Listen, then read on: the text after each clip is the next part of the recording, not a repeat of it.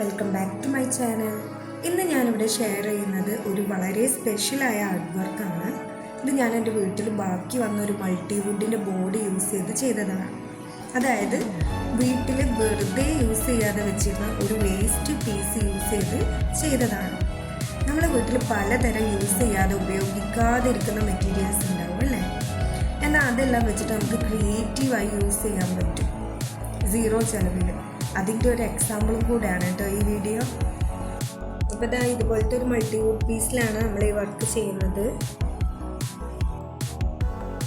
നമ്മൾ first step എന്ന് പറഞ്ഞിട്ടുണ്ടെങ്കിൽ ഒരു ബാക്ക്ഗ്രൗണ്ട് കളർ സെലക്ട് ചെയ്യുക എന്നുള്ളതാണ്.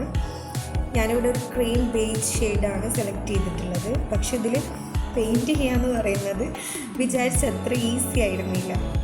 മൾട്ടിവുഡ് ആയതുകൊണ്ട് തന്നെ അതിൻ്റെ സ്മൂത്ത് സർഫേസ് ആയതുകൊണ്ട് അതിൽ കളർ പിടിക്കുന്നുണ്ടായിരുന്നില്ല.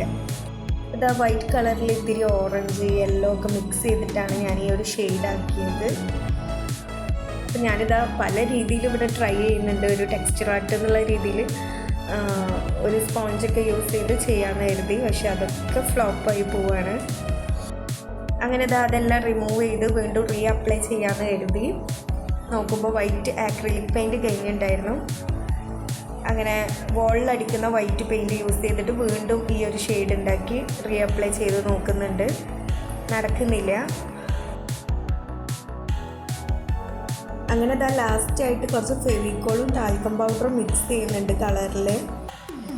ഈ കളർ കുറച്ച് കട്ടിയാവാൻ വേണ്ടിയിട്ടാണ് ഇങ്ങനെ ചെയ്യണത്.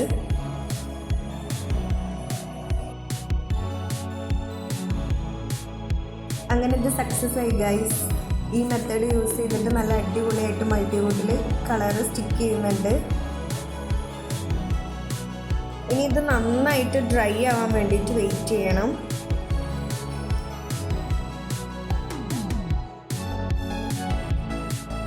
ഇനി ഫിനിഷിങ്ങിന് വേണ്ടിയിട്ട് ഞാൻ സെക്കൻഡ് കോട്ട് അടിക്കുന്നുണ്ട്. ഫസ്റ്റ് കോട്ട് അടിക്കുക എന്നുള്ളതാണ് ടാസ്ക്. സെക്കൻഡ് കോട്ട് നല്ല ഈസിയാണ് കേട്ടോ. അപ്പോൾ ഇതാ ഒരു വിധത്തിൽ നമ്മൾ ബാക്ക്ഗ്രൗണ്ട് സെറ്റാക്കി എടുത്തിട്ടുണ്ട്. ഇതുപോലെ ഒരു ലൈൻ ആർട്ടാണ് ഞാൻ ഈ ബോർഡിൽ ചെയ്യാൻ വേണ്ടിയിട്ട് ഉദ്ദേശിക്കുന്നത്. ഞാൻ ജസ്റ്റ് ഒരു റഫ് പേജിൽ ഔട്ട്ലൈൻ സ്കെച്ച് വരച്ചതാണ്. അപ്പോൾ ഇതാ ആ പിക്ചർ നമ്മൾ ഒന്നുകൂടെ വലുതാക്കി മാർക്ക് ചെയ്തിട്ടുണ്ട്. ഈ ഒരു ബ്ലാക്ക് ആക്രിലിക് പെയിൻറ്റും ഫൈൻ ബ്രഷും യൂസ് ചെയ്തിട്ട് നമുക്കതൊന്ന് വരച്ചെടുക്കാം.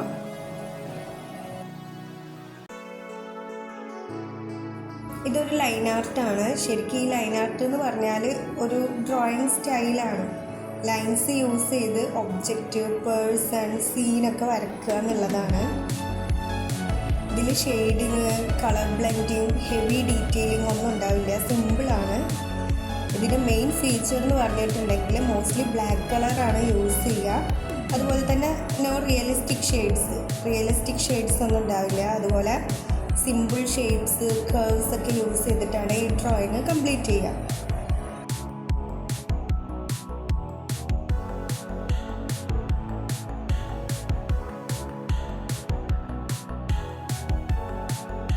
ഈ ടൈപ്പ് ഡ്രോയിങ് സിമ്പിളായി തോന്നിയാലും ഭയങ്കര മീനിങ് ഫുള്ളാണ്. ഒരു മിനിമൽ ആർട്ടാണ്. ലൈൻ ആർട്ട് എന്ന് പറഞ്ഞിട്ടുണ്ടെങ്കിൽ അതിൻ്റെ സിംപ്ലിസിറ്റിയാണ് മെയിൻ. ഇതൊരു സിമ്പിളായിട്ടുള്ള ലൈൻ ആർട്ട് ആയതുകൊണ്ട് ഒരു മോഡേൺ ആൻഡ് എലഗൻറ്റ് ലുക്ക് കിട്ടാൻ വേണ്ടിയിട്ട് ഞാനൊരു ഫ്ലവറിനും ലിപ്സിനും റെഡ് കൊണ്ടൊന്ന് ഹൈലൈറ്റ് ചെയ്ത് കൊടുക്കുന്നുണ്ട്.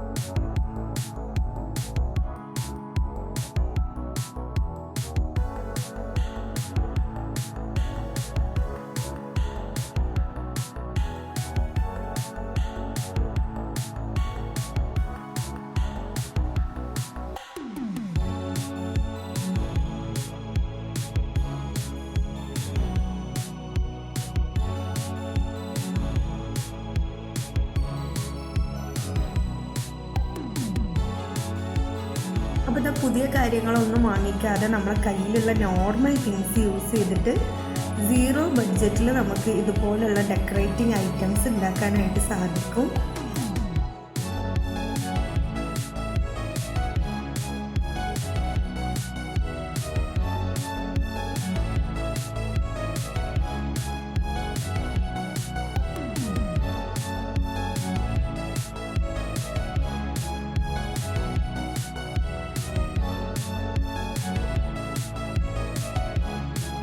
അപ്പോൾ ഇതാ വീട്ടിൽ ബാക്കി വന്ന plywood, frame, paint, glass, even old cardboard വരെ യൂസ് ചെയ്ത് നമുക്ക് ഇതുപോലുള്ള ഐറ്റംസ് ഉണ്ടാക്കാനായിട്ട് സാധിക്കും. കുറച്ച് സമയം മാത്രം മതി. വീടിൻ്റെ അറ്റ്മോസ്ഫിയർ തന്നെ നമുക്ക് മാറ്റാൻ പറ്റും, അതും 0 ബഡ്ജറ്റ്. അപ്പോൾ ഇതാ നിങ്ങൾക്ക് ഇതുപോലുള്ള റിയൂസിങ് ആൻഡ് ക്രിയേറ്റീവ് ആയിട്ടുള്ള ഐഡിയാസ് ഇഷ്ടമാണെന്നുണ്ടെങ്കിൽ എൻ്റെ ഈ ചാനൽ സബ്സ്ക്രൈബ് ചെയ്യാൻ മറക്കരുത്.